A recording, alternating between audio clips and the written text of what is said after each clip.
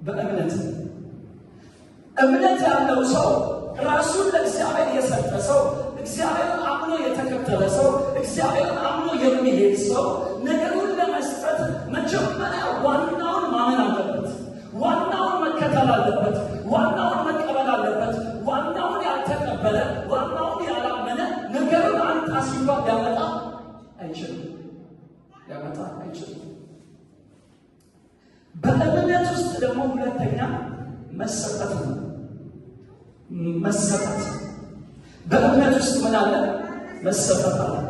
በመሰጠት ውስጥ ደግሞ መስጠት አለ። ሶስተኛ መስጠት አለ። በመስጠት ውስጥ ደግሞ ክብር አለ። ደግሞ የመጀመሪያው እምነት ነው። ሁለተኛው መሰጠት ነው። ሶስተኛው መስጠት ነው። አራተኛው ክብር ነው። ኢየሱስ ጌታ ነው። የሚገርማችሁ ነገር የሰጣችሁት ነገር ለእግዚአብሔር ያቀረባችሁት ነገር መጨረሻው ክብር ነው። መጨረሻው በእግዚአብሔር ዘንድ ሽልማት ነው። መጨረሻው በእግዚአብሔር ዘንድ የእግዚአብሔር የሆነውን ነገር መቀበል ነው። መስጠት ትእዛዝ ነው። እግዚአብሔር ስጡ ሲል ትእዛዝ ነው። ስለዚህ በዚህ ክብር ውስጥ ትእዛዙ ምን እያደረግን ነው? ስንሰጥ እየፈጸምን ነው። ትእዛዝ እየፈጸምን። ማን ያዘዘልን? እግዚአብሔር ያዘዘልን ትእዛዝ እየፈጸምን ነው። ትእዛዙ የሚቀለው መቼ ነው? ራሳችንን ስንሰጥ። ክብር ለኢየሱስ ይሁን። ታውቃላችሁ መጽሐፍ ቅዱስን የሚያክል እውነት ለመፈጸም ከሚያስፈልገን ዋናና ዋና ነገር ምን እንደሆነ ታውቃላችሁ? ራስን መስጠት። ራሱን የሰጠ ሰው ለመቀደስ አይከብደውም።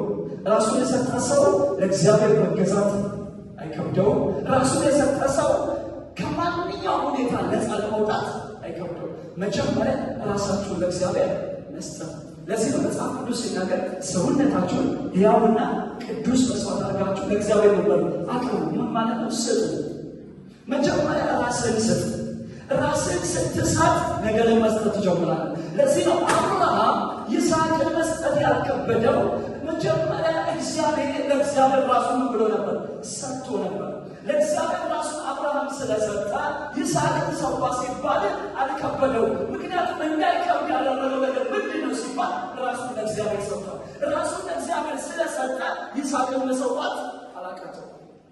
ልጅን ያክል ነገር አዎ፣ በጣም በመጨረሻው የተሰጠውን ውበት የሆነውን ነገር አዎ፣ በጣም በቃ የሚሰበሰብለትን ነገር አዎ፣ ለመስጠት ለእግዚአብሔር ምን አላለው? አላቃተው። ለምን? መጀመሪያ ራሱን ለማሰጥቷል፣ ለእግዚአብሔር ሰጥቷል። ብዙ ጊዜ ቼክ አድርጉ ራሳችሁን፣ እኛም ቼክ እናድርግ። በጣም ብዙ ጊዜ ስጡ ስንባል የሚከብደን ለምንድን ነው ከተባለ ይሄ